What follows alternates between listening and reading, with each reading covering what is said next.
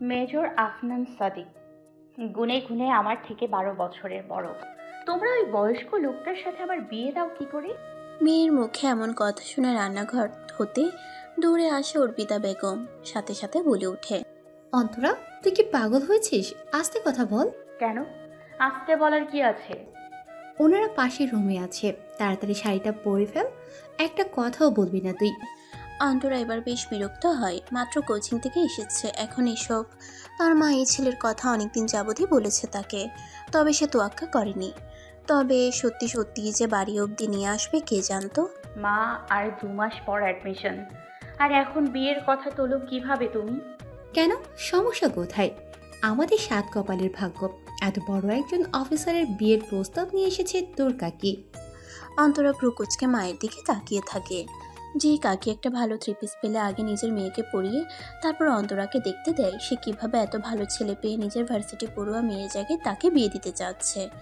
অন্তরার ছোট মাথায় তার ষষ্ঠ ইন্দ্রিয় তাকে নাড়া দিচ্ছে, বারবার বলছে, অন্তরা বেবি, কোচু তো কুছ তো গড়বড় হে। শোন, ছেলের বাবা বলেছে মেয়ে পছন্দ হলে 1 সপ্তাহের মধ্যে বউ করে নিয়ে যাবে। ছেলের হাতে বেশি ছুটিও নেই। কি? তবে সোনা গয়না কোনো কিছুর কমতি হবে না। রাজি হয়ে যা মা আমার, তোর কাকার ওপর পড়ে পড়েই তো খাচ্ছি। এবার যদি একটু দায় সারতে পারি। ছেলেটা খুব ভালো। অন্তরার বেশ খারাপ লাগে কথাটা শুনে। সত্য কথা হয়তো এজন্যই এত দিতে হয়। তার বাবার চাকুরি নিয়ে আজ 3 বছর যাবৎ, তাই পড়ে পড়ে খেতে হচ্ছে চাচার উপর। যৌথ পরিবার। চাচা অন্তরাকে নিজের মেয়ের মতো ভালোবাসলেও কাকি কখনো তা মানতে পারেনি। হয়তো তার মন একটু জয় করতেই বিয়ে নিয়ে মায়ের এত তাড়াহুড়ো। বাবা হয়তো ভিতরে তাদের সাথে বসে গল্প করছে। অন্তরা বুঝে এখন আর তর্ক করে লাভ নেই। সেও শাড়ি পরে মায়ের সাথে ভিতরে চলে যায়। বিসমিল্লাহির রহমানির রহিম। এত জোরে পড়ল যে সবাই হা করে তাকিয়ে আছে। বোকা বনে চলে গেল অন্তরা। এটা কি করলো? সারা জীবন ফেসবুকে এমন মজার ঘটনা শুনে কত হাসতো সবার উপর, আজ নিজেই এই ভুল করে বসলো। অতি আবেগে সালামের জায়গায় বিসমিল্লা। আজ মায়ের খুন্তির বাড়ি একটাও নিচে পড়বে না। না মানে আসসালামু আলাইকুম। উপস্থিত সবাই অট্টহাসিতে ফেটে পড়ে। লজ্জায় নাক কেটে যাচ্ছে অন্তরার। অন্তরার বাবা মাও বেশ বিব্রতকর পরিস্থিতিতে পড়ে গিয়েছে। অন্তরার মা বলে ওঠে, আসলে প্রথমবার তো একটু ঘাবড়ে গেছে। না না, সমস্যা নেই, ছোট মানুষ, ওকে এদিকে এনে বসান। পাত্রের বাবা আরিফুল ইসলাম কথাটি বলে ওঠেন। তিনি রিটায়ার্ড আর্মি অফিসার। ছেলের জন্য অন্তরাকে আগে থেকেই পছন্দ ছিল তার। একদিন মার্কেটের সামনে দাঁড়িয়ে নিজের গাড়ির জন্য অপেক্ষা করছিল সে। তখনই অন্তরাকে দেখে রাস্তার কিছু পথ শিশুকে খাবার কিনে দিতে। তখনই ঠিক করে ফেললেন এই মিষ্টি মেয়েটাকে বাড়ির বউ করবেন। অবশ্য ঠিকানা বের করে এই অবধি আসতে খুব ঝামেলাও হয়েছে, সে আরেক ব্যাপার। ওকে দাঁড় করিয়ে রেখেছেন কেন আন্টি? বসতে বলুন। আফনানের পাশে বসা সুন্দর মেয়েটা বলে উঠল। পরে নানান জিজ্ঞাসাবাদে বোঝা গেল মেয়েটির নাম রোদেলা, আফনানের বড় বোন। দু পরিবারই নানান বিষয়ে কথা বলতে থাকলো। এই পুরো সময়ে অন্তরা একবারও চোখ তুলে তাকিয়ে দেখেনি পাত্রের দিকে। শেষে সবার সবকিছু পছন্দ হলে আফনানের বাবা বলে ওঠেন, তো এবার ছেলে মেয়েকে আলাদা কথা বলতে দেওয়া উচিত একটু। অন্তরার মা না করতে যাবে, তখনই অন্তরার বাবা ইশারায় তা করতে মানা করেন। তার বিশ্বাস রাগের মাথায় মেয়ে এমন কিছু করবে না যাতে তার সম্মানহানি হয়। অন্তরাকে তার মা বলল, যা, আফতার বাবাকে নিয়ে ছাদ থেকে ঘুরে আয়। অন্তরা উঠে তাই করলো। অন্তরাদের বাড়ির ছাদে তেমন রোদ পড়ে না। বাড়ির ছাদে বড় বড় ফলের গাছ লাগিয়েছে তার মা। অন্তরাও শখ করে ছোট ছোট ফুল গাছ দিয়ে ভরে ফেলেছে ছাদটাকে। দূর থেকেও সবার তাদের বাড়ির ছাদটা চোখে পড়বে। নীরবতা ভেঙে আফনানি বলে উঠল, বিয়েটা আমার পক্ষে করা সম্ভব নয়, আপনি বিয়েটা ভেঙে দিন। এই প্রথম পাত্রের কণ্ঠ শুনে তার চেহারার দিকে তাকালো অন্তরা, সাথে সাথে থমকে যায়। লম্বা চওড়া সুঠাম দেহের এই পুরুষটির সাথে তার বিয়ে। পুরুষ মানুষও এত সুন্দর হয় নাকি? সে নিজে শ্যামলা বর্ণের, না ফর্সা না কালো। তবে এই ছেলে একদম ফর্সা, সাথে মুখে চাপদাড়ি, আর ওই উঁচু নাকটা যেন তার সৌন্দর্য কয়েকগুণ বাড়িয়ে দিয়েছে। এই হ্যান্ডসাম ছেলের সাথে আমার বিয়ে? এর বয়স 30। নিজেকে নিজে প্রশ্ন করে অন্তরা। তবে কোথায় যেন দেখেছে মনে হয়। হঠাৎ মনে পড়ে সেই আর্মি ক্যাম্পের পাশের ঘটনা। সাথে সাথে চিল্লিয়ে বলে ওঠে, এই, আপনি সেই আর্মিটা না, ওই যে আমাকে বাঁচিয়েছিলেন? আফনান অন্তরার আফনান অন্তরার দিকে তাকায়। মেয়েটার স্মরণশক্তি ভালো, এতদিন মনে রেখেছে। তবে আফনানের চেহারা দেখে অন্তরা কিছু বুঝতে পারছে না। অন্তরার সেই দিনের কথা তার মনে আছে কিনা, বা তার অন্তরাকে এখন থেকে পছন্দ হয়েছে কিনা ইত্যাদি কিছুই বোঝা যায় না ওকে দেখে। চোখ মুখ বেশ শক্ত করে রাখে। অন্তরা মনে মনে ভাবে, মানলাম বড় কোনো অফিসার, তবে তার ব্যক্তিত্ব থাকবে তার কাজের ক্ষেত্রে, এখানে কেন? তারপর মনে পড়ল একটু আগে না সে বলল বিয়ে ভাঙতে। অন্তরা জিহবায় কামড় দিয়ে ভাবলো, না না, এই ছেলে লাখে না কোটিতে এক, একে ছাড়া যাবে না। তবে এমন নিমগাছ মার্কা লোকের সাথে সারা জীবন থাকবে কিভাবে? পরে ভাবলো সব দিক দিয়ে তো 100তে 100 পাওয়া যাবে না, একেই লাগবে অন্তরার। অন্তরা হঠাৎ আফনানের শার্টের কাঁধের অংশটা একটু টেনে নিজের কাছে নিয়ে আসলো। আফনান ভ্রুকুচকে তাকাতে অন্তরা ফিসফিসিয়ে বলে উঠে, আমি বিয়ে ভাঙবো না। আপনার সমস্যা হলে আপনি না করেন। আমি এখন নিচে গিয়ে মাকে বলবো ছেলে 100তে 100, আমি একেই বিয়ে করব। আফনান এবার বেশ বিরক্ত হয়। মেয়েটা নিজেও জানে না সে কত বড় হিংস্র জন্তুদের গুহায় পা বাড়াচ্ছে। তবে এই মেয়েকে বুঝিয়েও লাভ হবে বলে আফনানের মনে হচ্ছে না। এদিকে অন্তরা খুশি মনে নাচতে নাচতে নিচে যেতে থাকে। কেউ নিজের বিয়েতে এত খুশি হয় এই মেয়েকে না দেখলে আফনান বুঝতো না। একটা হালকা গোলাপি শাড়ির কুচিগুলো ধরে লাফিয়ে লাফিয়ে সিঁড়ি বেয়ে নামছে অন্তরা। লম্বা সিল্কি চুলগুলো বাতাসে উড়ছে। আফনান চোখ সরিয়ে নেয়। পিছন পিছন নামতে নামতে নিজেকে বলে, মায়ায় পড়া যাবে না আপনার, নো ওয়ে। পাশের ফুল গাছ হতে দুটো লাল প্রজাপতি পরস্পর খেলা করতে করতে উড়ে গেল। দুপুরের প্রচণ্ড গরমে বাস স্টেশনে রোদে দাঁড়িয়ে আছে রোদেলা। গরমে ঘেমে অবস্থা বেহাল, বারবার ঘড়ির কাঁটার দিকে তাকাচ্ছে। আজ হয়তো অফিস যেতে দেরি হয়ে যাবে। কপালের ঘামে ভিজে যাওয়া চুলগুলো কানের পিছে গুজে দেয়া। শিফটি ডিউটির এই এক সমস্যা। যারা দুপুর 2টো থেকে রাত 8টা পর্যন্ত ডিউটি করে তাদেরই জ্যামে আটকানো, বাস না পাওয়া, এইসব সমস্যা ফেস করতে হয়। এক মুহূর্তের জন্য যারা রেগুলার বাসে যাতায়াত করে তাদের জন্য খারাপ লাগে রোদেলার। পরক্ষণেই মনে পড়ে হাতে সময় নেই, তাই স্টান পার হয়ে অফিসের দিকে হাঁটতে থাকে। আজই গাড়িটা নষ্ট হতে হলো। একা একা বিড়বিড় করতে থাকে রোদেলা। একটা গাড়ি নিয়ে বাকি সবাই গিয়েছে আফনানের বিয়ের মার্কেট করতে। আর একটা নিয়ে রোদেলা রওনা হচ্ছিল, তখনই দেখে গাড়ির সমস্যা। না চাইতেও বাসে যেতে হবে আজ। চাকরিটা যেন কোনোভাবে না যায়। মাত্র কলেজ পাশ করে চাকরি যে পেয়েছে এটাই অনেক। যদিও বাড়ির কেউই চায় না সে এসব করুক, তাদের তো টাকা পয়সার অভাব নেই। তবে রোদেলার একটাই কথা, সে স্বাবলম্বী হবে। স্ট্যান্ডের কিছুটা দূরে আসতেই একটা বাস পাওয়া গেল। দূর থেকে আসতে দেখে রোদেলা হাত বাড়ালো। যাক, অফিস যেতে বেশি দেরি হবে না। দূর থেকে আসতে দেখেই রোদেলা হাত নাড়ালো। বাস এসে থামলো। রোদেলা উঠে দেখে বাস পুরো ভর্তি। মেয়েদের সিটেও ছেলেরা বসে আছে। তবে এইসব লোকদের সাথে কথা বলতে গেলে ফ্যামিনিস্ট ট্যাগ লাগিয়ে দিবে। তাই অযথা কথা না বলে রোদেলা সিট খুঁজতে লাগলো। একদম পেছন হতে 2 সারি সামনে একটা সিট ফাঁকা আছে, তবে পাশে একটা ছেলে বসা। শ্যামলা গায়ের রঙের ছেলেটির গায়ে গাঢ় নীল রঙের শার্টটা বেশ বাজে দেখাচ্ছে। শ্যামলা হয়েও এই রং পড়েছে এই জন্য নয়, ঘেমে একাকার হয়ে আছে, তার উপর আবার আরামসে সিগারেট টানছে। শার্টের কয়েকটা বোতাম খোলা, চুলগুলো বেশ এলোমেলো, বখাটে বখাটে দেখাচ্ছে। রোদেলা পাশে বসবে কিনা দ্বিধাদ্বন্দ্বে পড়ে গেল। আফা সইরা যান, যাত্রী উঠবো। কন্ডাক্টরের গলার আওয়াজে তাড়াতাড়ি সামনে এগুতে থাকে রোদেলা। ছেলেটার পাশে গিয়ে দাঁড়ায়। একটু ভিতরে যান, আমি বসবো। রোদেলার কণ্ঠ পেয়ে উপরে তাকায় ছেলেটা। নাম তার ইয়াসিন। পা থেকে মাথা অবধি রোদেলাকে দেখে বলে, আপনি ভিতরে যান। ইয়াসিন উঠে বাহিরে আসে। রোদেলার কাছে ছেলেটাকে বেশ অভদ্র মনে হয়। মেয়ে মানুষ দেখেও নিজের সিট ছাড়তে চাচ্ছে না। বিগড়ে যাওয়া মেজাজ নিয়ে জানালার পাশে সিটটাই বসে। সবার এই সিট ভালো লাগলেও তার জানালার পাশে বসতে ভয় হয়। এর কারণ অবশ্য আছে। ছেলেটা কি এখনো সিগারেট খাবে? মনে মনে ভাবতে থাকলো রোদেলা। দেখে যেমন বখাটে মনে হয়, ফেলতে বললে না জানি বাসের ঝাঁকুনির সুযোগে গায়ে হাত দিয়ে বসে। এসব ছেলেদের বিশ্বাস নেই, মুখে একটা বাজে রিয়াকশন দিয়ে বসে থাকে সে। ইয়াসিন পাশের সিটটায় বসে সাথে সাথে জানালা দিয়ে ঢিল মেরে সিগারেট ফেলে দেয় আর রোদেলার দিকে তাকিয়ে বলে, ডোন্ট জাজ a book by its cover ma'am. Rodela বেশ অবাক চোখে ইয়াসিনের দিকে তাকায়। ছেলেটা মাইন্ড রিডার নাকি? মনের কথা পড়তে থাকে। ইয়াসিন ঠোঁট বাঁকিয়ে হেসে উত্তর দেয়, অবাক হওয়ার কিছু নেই ম্যাম, আপনার চেহারা দেখেই বুঝতে পেরেছি আমার সম্পর্কে কি কি ভাবতে পারেন আপনি।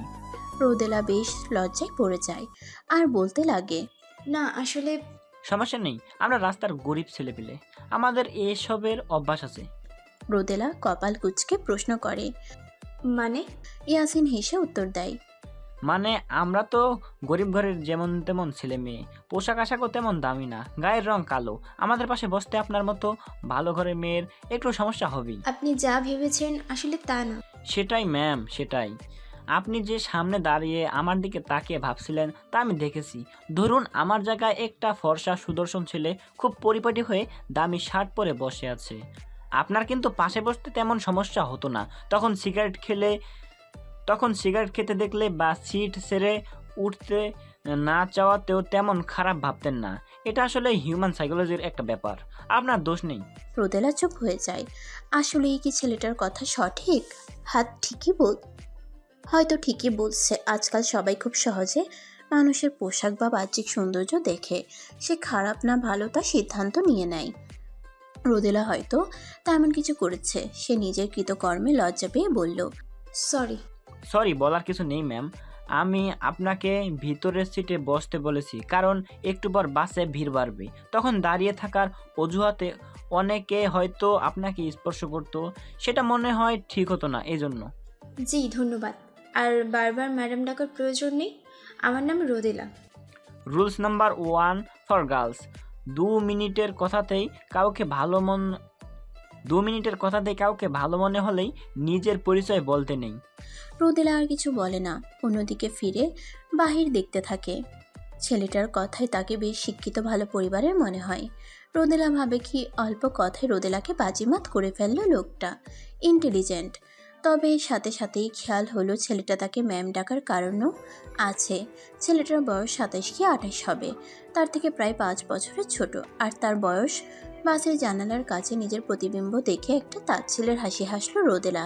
যতই স্মার্টভাবে চলাফেরা করুক, চেহারার হালকা ভাঁজ, চোখের নিচের কালোর দাগ, সব কিছুই যেন তার 32 বছর বয়সের সাক্ষ্য দিচ্ছে।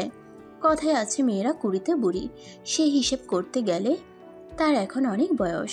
এখন হয়তো স্বামী সন্তান নিয়ে তার ঘর করার কথা ছিল, অথচ সে কি করছে? একটা দীর্ঘশ্বাস ফেলে সিটে হেলান দিয়ে চোখ বন্ধ করে রোদেলা।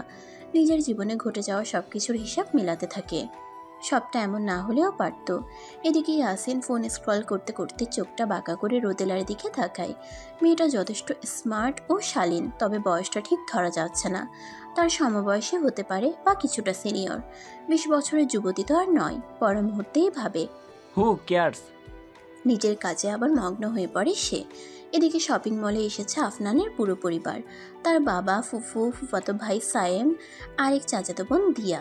অ্যাডজাস্ট ফ্যামিলি ওদের, সবাই এক বাড়িতেই থাকে। ফুফা মারা যাওয়ার পর ফুফুও ওদের সাথে থাকে। এখন সবার উদ্দেশ্য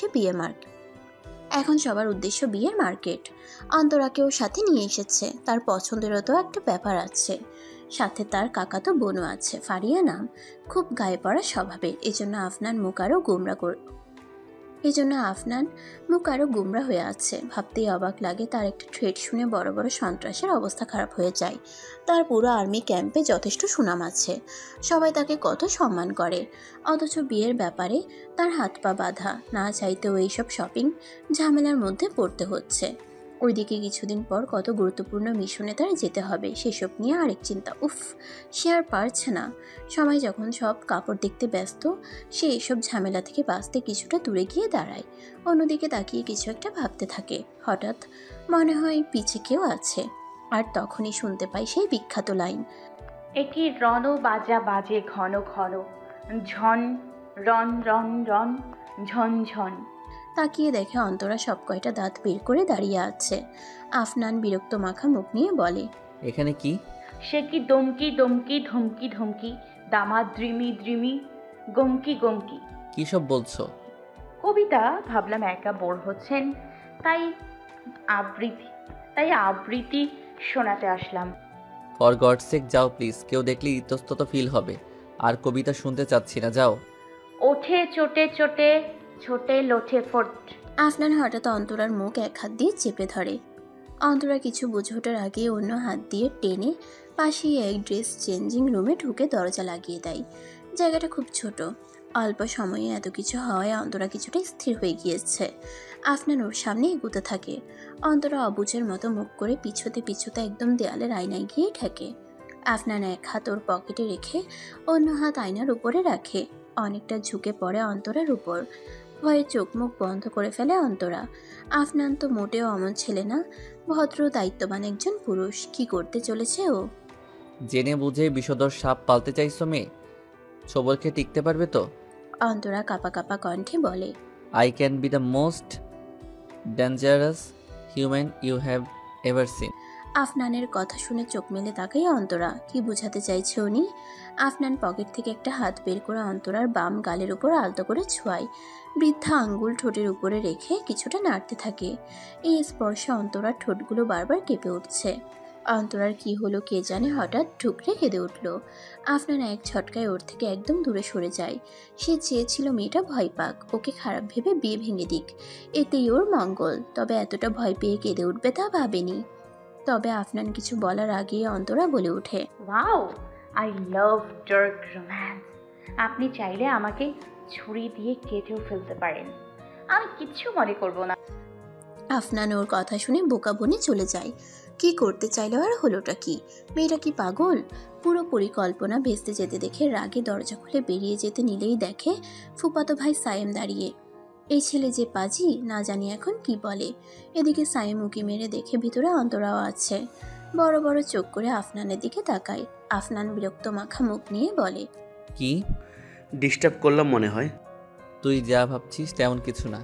হায় হায় গো, আমাগো এই বড় গোমরামুখ ভাইরে আমরা করলা ভাবছিলাম, এ দেখি মিষ্টি কুমড়ো। আমগো থেকে 2 ধাপ আগাইয়া গেছে। বেশি বকছিস কিন্তু।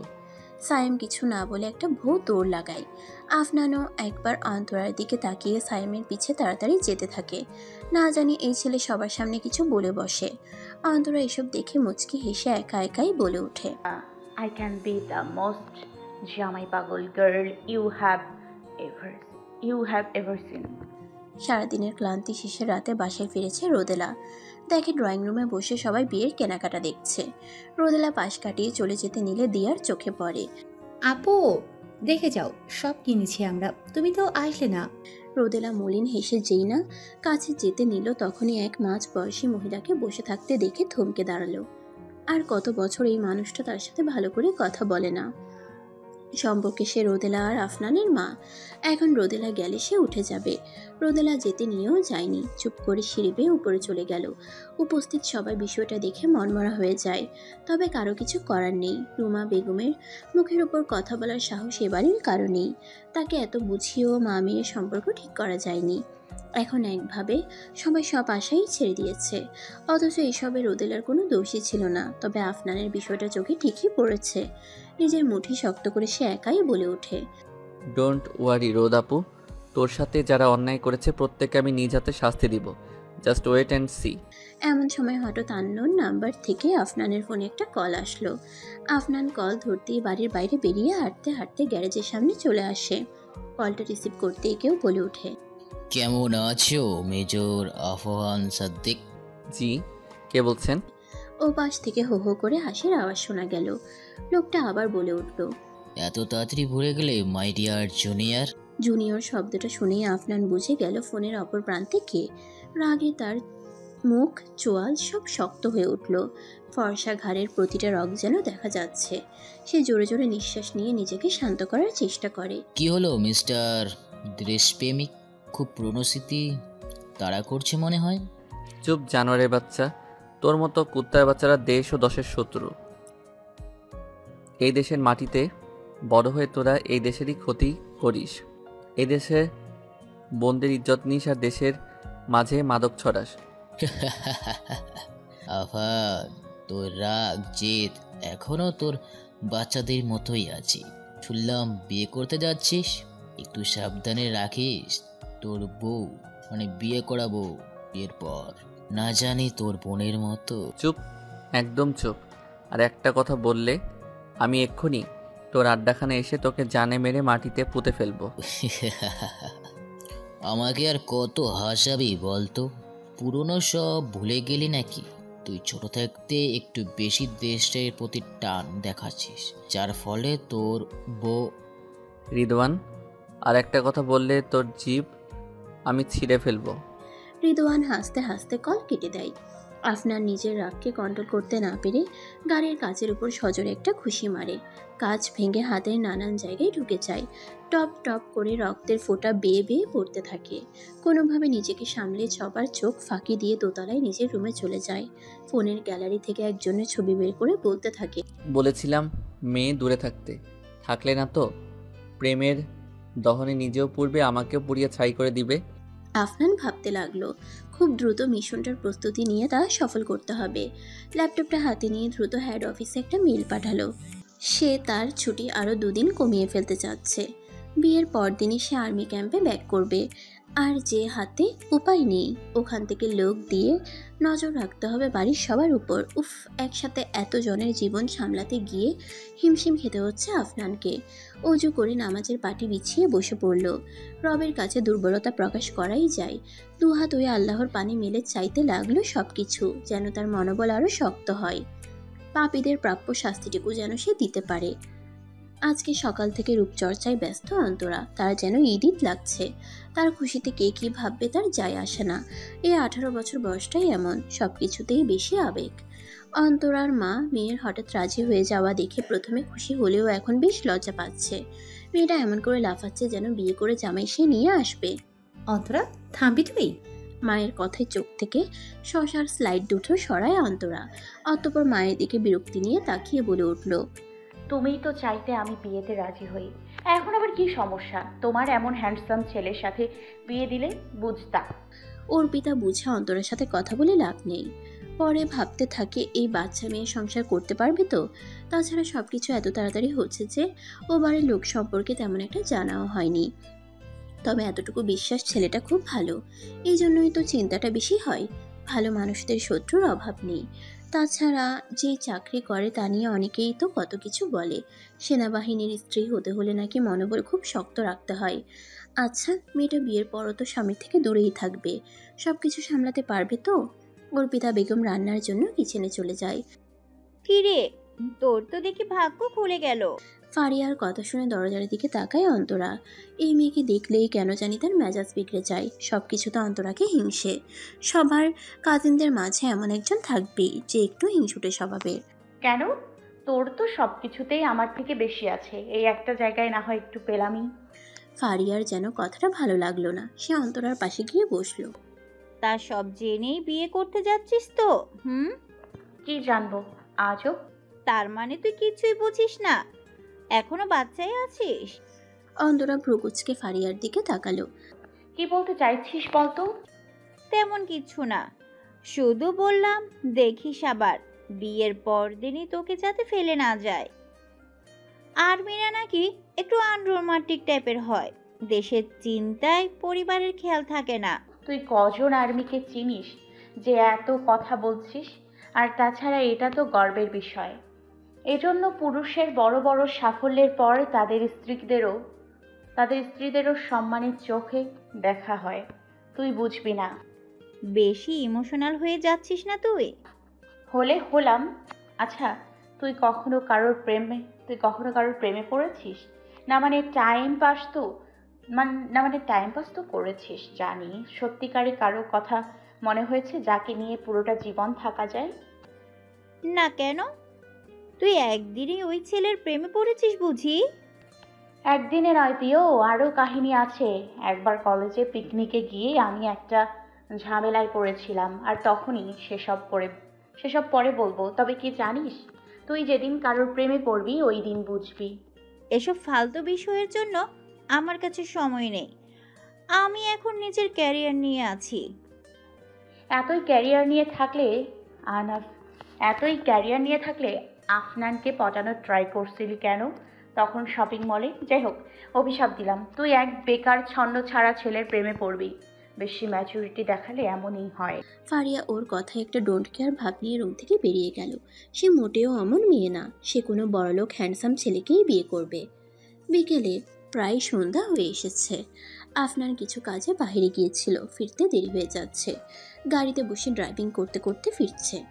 এক হাত দিয়ে ড্রাইভ করছে, অন্য হাত দিয়ে একটা মোজোর বোতল ধরে আছে। একটু পরপর দুই ঠোঁটের মাঝে নিয়ে একটু করে চুমুক দিচ্ছে। কোকাকোলা বয়কটের পর মোজোই সবার ভরসা। তার গাড়িটা বেশ দামি। বাটন ক্লিক করাতে উপরের ছাদটা সরে গিয়ে ভাঁজ হয়ে যায়। সন্ধ্যার আগ মুহূর্তে আবহাওয়াটা খুব সুন্দর থাকে। একটা মিষ্টি বাতাস বয়ে বেড়াচ্ছে চারিদিকে। আকাশের রংটা এখন একদম লাল। একটু তো উপভোগ করাই যায়। শরীরের সাদা শার্টটার সামনের দুটো বোতাম খোলা। একটু পরপর যখন বোতলে চুমুক দিচ্ছে, দেখতে বেশ আকর্ষণীয় লাগছে আফনানকে। রাস্তার পাশ দিয়ে অনেকে বসে এই সময়ে আড্ডা দেয়, ফাস্টফুডের খাবার খায়। আফনানের গাড়ি আর রূপ দেখে যে কোনো মেয়ে একবার হলেও এদিকে তাকাতে বাধ্য। আফনান অবশ্য এসবে কোনো পাত্তা না দিয়ে শান্তিতে ড্রাইভ করতে থাকে আর ভাবে, কয়েকটা দিন একটু সহ্য করে নিও, আমি কথা দিচ্ছি খুব তাড়াতাড়ি সব কিছু ঠিক করে দিব। আমাকে তো ঠিক করতেই হবে। এদিকে আফনানের বাড়িতে ছোট করে গায়ে হলুদের অনুষ্ঠান করা হয়েছে। একটু আগেও বাড়িতে তথ্য পাঠানো হয়েছে। সবাই হলুদের অনুষ্ঠানে খুব ব্যস্ত, তবে একজনের মুখে কোনো হাসি নেই। সে হলো চারু, সম্পর্কে সে সাইমের আপন বোন। তার বিয়ে হয়েছে, একটা ছোট্ট মেয়েও আছে। তার স্বামী প্রবাসী হওয়ায় এই বাড়িতেই সে আছে। তবে বাড়ির এত সব অনুষ্ঠান তার একদম ভালো লাগছে না। নিজের কাজিন আফনানের জন্য তার মনে লুকিয়ে থাকা অনুভূতিকে অনেকদিন যাবৎ সে ধামাচাপা দিয়ে রেখেছে। তার স্বামী নির্ঘাত ভালো মানুষ ছিলেন বলেই এতটা ইগনোর করার পরও দিনের পর দিন সংসার করে গিয়েছে। শেষে আর অবহেলা সইতে না পেরে নিজের গর্ভবতী স্ত্রীকে রেখে বাহিরের দেশে পাড়ি জমান তিনি। তাতে চারুর কিছু আসে যায় না। এই বাচ্চাটাও তার কাছে একটা মিস্টেক। নিজের সন্তানকেও তেমন একটা ভালোবাসে না সে। কখনো কখনো সাহিত্যের কথাও সত্য হয়। সব মায়েরা মমতাময়ী হয় না। তবে এসব কিছুই এ বাড়ির কেউ জানে না। দিয়ার শুধু মাঝে মাঝে একটু সন্দেহ হয়। তবে চারু মনের অনুভূতি কাউকে বুঝতে দেয়নি। শুধু দূর থেকে ভালোবেসে গিয়েছে আফনানকে। সে জানে এটা পাপ, তবে মন কি তা শুনে? এখন আফনানের বিয়েটা তার কাছে কাটা ঘাতে লবণের ছিটার মতো লাগছে। সব কাজিনরা মিলে নাচ গান করছে। মাইকে একের পর এক গান বেজে যাচ্ছে। যেভাবেই হোক অনুষ্ঠানটা শেষ হলো। পরের দিন বাড়িতে বিয়ের প্রস্তুতি। ফুলের ঘ্রাণে মোমো করছে পুরো রুমটা। খাটের উপর লাল সাদা ফুলের পাপড়ি দিয়ে খুব সুন্দর করে সাজানো। রুমের লাইট অফ, তবে তাতে কি, ছোট ছোট মোমবাতি চারিদিকে ছড়িয়ে ছিটিয়ে আছে। তার আলোয় যেন আরও বেশ আবেদনময়ী লাগছে খাটে বসা তরুণী মেয়েটাকে। অন্তরা চুপিসারে উঠে গিয়ে লাকেজ থেকে ফোনটা বের করে কি সুন্দর করে সাজিয়েছে আফনানের কাজিনরা এই রুমটাকে। আফনান আসছে না কেন? কত ছবি তোলা বাকি। বিয়েটা চোখের পলকে কত তাড়াতাড়ি হয়ে গেল, তাই না? দুপুরে 3 কবুল বলে আজীবনের জন্য এই লোকটার হয়ে গিয়েছে সে। আজ বিকেলেই এই বাড়িতে এসেছে অন্তরা। প্রথমে ভেবেছিল সবাই না জানি কেমন হয়, হিন্দি সিরিয়ালের মতো কোনো কুটুনি শাশুড়ি না জানি কপালে আসে। তবে সবাই এত ভালো হবে সেটা কল্পনার অনেকটা বাহিরে ছিল। সবাই কতটা ভালো, আর সব কাজিনদের মাঝে এত ভালো সম্পর্ক বলার বাহিরে। তবে সবচেয়ে ভালো হলো শ্বশুরমশাই। তিনি কত বড় একটা সিক্রেট গোপন রেখেছে। অন্তরা আজ সকালেই জানতে পেরেছে সবটা। প্রথমে তার চাচি নিজের মেয়েকেই জোর করে নিতে বলছিল আরিফুল ইসলামকে, তবে তিনি তার কথায় অনড় ছিলেন। টাকা লেনদেনেরও ব্যাপার ছিল। ভাগ্যে সেসব কথা কেউ জানেনি। এমনকি সাথে ও বাড়ি থেকে ফারিয়াকে আসতে দেখেও কিছু মনে করেনি। এমন সময় দরজায় আওয়াজ আসে। বাইরে চেঁচামেচি হচ্ছে। সবাই আফনানকে আটকে রেখেছে টাকার জন্য। অন্তরা একটু নড়ে চড়ে বসে। ভাই 20,000 দিবা কিনা কও, নয়তো তোমার বউর সাথে ঘুমানো হইব না আজ। মেয়ের কথার সাথে সবাই সহমত। দিয়া তো হাতে পার্টি স্প্রে নিয়ে দাঁড়িয়ে আছে। টাকা দিতে দেরি হলে প্রতি 10 মিনিটে একবার করে মুখে দেওয়া হবে। আফনানের আবার এসব বাড়তি ঝামেলা একদম ভালো লাগে না। সে সাথে সাথে পকেট থেকে টাকা বের করে পুরোটা দিয়ে দেয়। সবাই অবশ্য খুশির বদলে বেশ বিরক্ত। এই ছেলেটা এমন কেন? একটু মজাও করতে দেয় না। রোদেলাও বেশ বিরক্ত হয়ে বলল, আসলে বউয়ের কাছে যাওয়ার জন্য তর সইছে না, এর জন্যই এমন তাড়াহুড়ো করছে। চল তো সবাই, ওকে যেতে দে। আপু, তুমিও এদের মতো কী সব বলছো? রোদ আপু আর সাইম ভাইয়া ঠিকই বলেছে। আফনান ওদের কারো কথায় পাতা না দিয়ে মুখের উপর দরজা লাগিয়ে দিল। অন্তরা চুপচাপ দেখছে সবকিছু। বাহির হতে সায়াম চিল্লিয়ে বলল, ভাই ঘুম থেকে জায়গা আমাগো আরও কিছু বকশিস দিও। এত খুশি তুমি, সেই হিসেবে তো পাই। সবাই অট্ট হাসিতে ফেটে পড়ল। এদিকে নিচে আফনানের মা সবাইকে ডাকছে। ছেলে মেয়ে দুটোকে এখন একটু একা ছেড়ে দেওয়া উচিত। রাতের আকাশটা আজ ঝলমল তারার আলোয় এক অনন্য সাজে সজ্জিত হয়েছে, যেন প্রকৃতিও এদের একাগ্রতার সাক্ষ্য দিচ্ছে। এই মৃদু বাতাসে আর একটু একটু আলোতে আফনানদের বাড়ির ছোট বাগানটায় হেঁটে বেড়াচ্ছে ফারিয়া। এমন একটা সুন্দর পরিবার তারও হতে পারত। আসলে কিছু বিষয় ভাগ্যের উপরেও ছেড়ে দিতে হয়। তবে ফারিয়া প্রতিজ্ঞা করেছে আফনান আর অন্তরার মাঝে সে আর ঢুকবে না। বিয়েটা হয়েই গিয়েছে, এখন আবার ঝামেলা করে কী বা লাভ হবে। ফিউ। আল্লাহ গো! এক চিৎকার দিয়ে দূরে সরে যায় ফারিয়া। আর একটু হলে ভয়ে জ্ঞানটাও হয়তো হারিয়ে ফেলতো। বিরক্ত মাখা মুখ নিয়ে পিছে ফিরে দেখে সায়েম দাঁড়িয়ে। উফ, ছেলেটা শুরু থেকেই পিছু ছাড়ছে না। এমন বেশি কথা বলা ছন্নছাড়া ছেলে ফারিয়ার একদম পছন্দ না। কি হয়েছে পিও, ভয় পেলে? ফারিয়ার সায়েমের কথায় বেশ বিরক্ত হয়ে বলে, না গো মুরব্বি, ভয় পাইনি। এভাবে না, সুন্দর করে বলবে। বলবে মুরব্বি মুরব্বি। ভয় পাইনি। জি ভাইয়া, তুমি একদম ঠিক বলেছ। গেলাম। ফারিয়া পাশ দিয়ে চলে আসতে নিল। ছেলেটা সবসময় চিল মুডে থাকে, সবসময় ফালতু কথায় মানুষের হাসি আসে বুঝি। তবে সায়েম নাছর বান্দা, এত তাড়াতাড়ি ফারিয়াকে শান্তি দিবে না। সকালে আসার সময় এক গাড়িতে পাশাপাশি বসেছিল দুজন। ফারিয়ার জুলনিওয়ালা চুড়িতে ফাঁস লেগে বেচারার নতুন পাঞ্জাবি ছিঁড়ে গেছে। দৌড়ে গিয়ে পথ আটকে দাঁড়ায় সে। আবার বলতে থাকে, শেষের কথাটাও ঠিক হয়নি। বলবে টাকা বলেছে ভাইয়া, সেই হয়েছে। টাকা বলেছ মানে? সায়েম জিহবাই কামড় দিয়ে বলল, আসলে টাকার জায়গায় যেটা হবে এটা মেয়ে মানুষের সামনে বলা যাবে না। ফেসবুকে অ্যাক্টিভ থাকো না নাকি? না, কয়েকদিন যাবত থাকা হয় না। এবার যেতে দাও। আগে টাকা দেও, তারপর। টাকা দিব মানে? আমি তোমাকে টাকা দিতে যাব কোন দুঃখে? দুঃখে না প্রিয়, সুখে টাকা দিবা। তোমার চুরির সৌন্দর্য প্রশংসা করতে গিয়েছে, আমার পাঞ্জাবি ছেড়ে গিয়েছে, ভুলে গেলে নাকি? জরিমানাটাও দিয়ে যাও। আপনি সামান্য পাঞ্জাবির টাকা আমার থেকে নেবেন? এত অবাক হওয়ার কিচ্ছু নেই। বেকার ছেলেদের কাছে 5 টাকার মূল্য 10টা গার্লফ্রেন্ডের সমান। আর 456 টাকার পাঞ্জাবি তো। ব্যাস ব্যাস, আর শুনতে চাচ্ছি না। ফারিয়া সায়েমের ফালতু কথা থামিয়ে দিয়ে নিজের পার্সটা হাতে নিল। 460 টাকা হাতে ধরিয়ে দিয়ে চলে আসতে নিতেই সায়েম পিছন হতে ওর চুলের খোপা টেনে ধরে। ফলস্বরূপ পুরো খোপা খুলে চুলগুলো ছড়িয়ে যায়। একটা দমকা হাওয়ায় সব চুলগুলো উঠতে থাকে। কিছু অবাধ্য চুল উড়ে এসে সায়েমের মুখের উপরও পড়ে। সে অবাক নয়নে তাকিয়ে থাকে ফারিয়ার দিকে। সামান্য খোলা চুল একটা মেয়ের পুরো রূপ সৌন্দর্যই পাল্টে দিতে পারে। ফারিয়া বারবার জিজ্ঞেস করতে থাকে চুল কেন খুলল। তবে সায়েম নিজের ভাবনায় এতটাই ডুবে ছিল যেন ওর কাছে সব কিছু থেমে আছে। শেষে ফারিয়ার রাগের সব ধৈর্যের পালা শেষ হয়ে যায়। সায়েমের ডান হাত ধরে মুখের সামনে নিয়ে একটা জোরে কামড় দিয়ে দেয়। ব্যথা পেয়ে সায়েমের হুঁশ ফিরে। আহা, এখন মুখ খুললো। এবার বলো চুল কেন খুললে? বাকি টাকা দিতে। নাক মুখ খিচে হাতটাকে একটু ডলে নিল সায়েম। পরে ফু দিতে দিতে অন্য হাত দিয়ে পকেট থেকে 2 টাকার 2টো পয়সা বের করে ফারিয়ার হাতে ধরিয়ে দিল। বেকার হতে পারি, তবে ছেঁচড়া নয়। ফারিয়াও তাল মিলিয়ে বলে উঠল, জি জি, আমিও বুঝতে পেরেছি।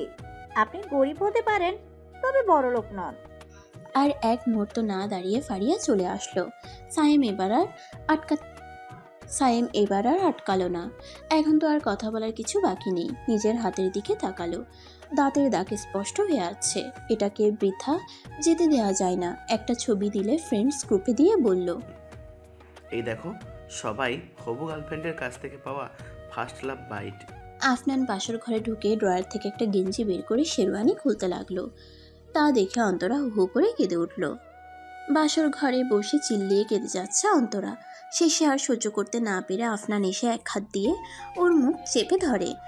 ফর গড সেক প্লিজ কান্না থামাও, নিচে আওয়াজ পেলে সবাই খারাপ ভাববে।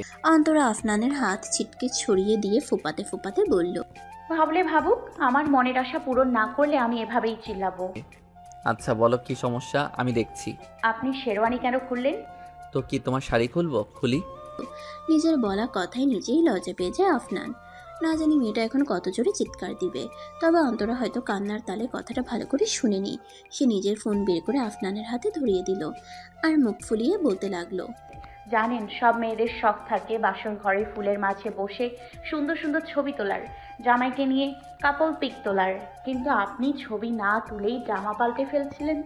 তুমি এই জন্য এইভাবে মরা কান্না করছিলে? তা নয়তো কি। দূর, আমি আরো ভাবলাম ভয় পাচ্ছ।